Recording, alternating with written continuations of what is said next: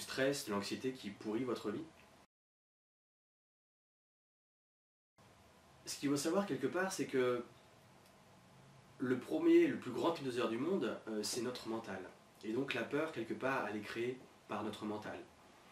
À partir de là, l'idée c'est, par exemple, si je prends la petite voix, vous savez, la petite voix qu'on a à l'intérieur, des fois qui critique, qui nous dit «Mais non, mais t'es pas capable, tu sais pas faire, t'as pas le droit», etc. Cette voix-là, quand on l'entend, ben, dans notre corps, on se sent pas bien et du coup, ça nous enferme, ça nous bloque dans quelque chose. Et tout ça, avant tout, c'est l'énergie. Donc l'idée sous hypnose, c'est de récupérer cette énergie et non pas nous tirer vers le bas, mais la récupérer pour nous tirer vers le haut et nous permettre justement d'avancer de manière plus sereine.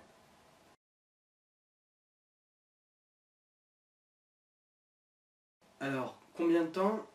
Je pense en tout cas de partir sur une base de 2-3 séances pour pour lâcher certaines choses, pour commencer à construire de bonnes bases. Partir sur une 2-3 séances, ça me semble réaliste. Après, de toute façon, on reste en thérapie brève, hein, donc on ne va pas faire non plus 10-15 séances. Mais 2-3 séances espacées sur un mois et demi, puis après peut-être continuer en espaçant une fois toutes les 3 semaines, un mois.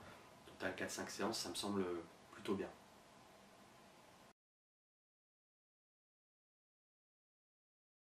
Est-ce que ça dure? Oui, ça dure avec l'idée que vous faites un travail sur vous entre chaque séance, qui sont espacées en général entre 10, 15, 20 jours ou plus.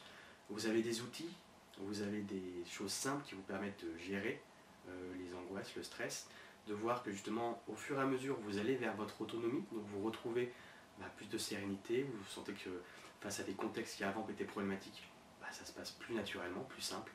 Et donc vous retrouvez justement votre autonomie et c'est vous, quelque part, qui allez vers votre autonomie parce que vous avez tout en vous qui vous amène vers ça.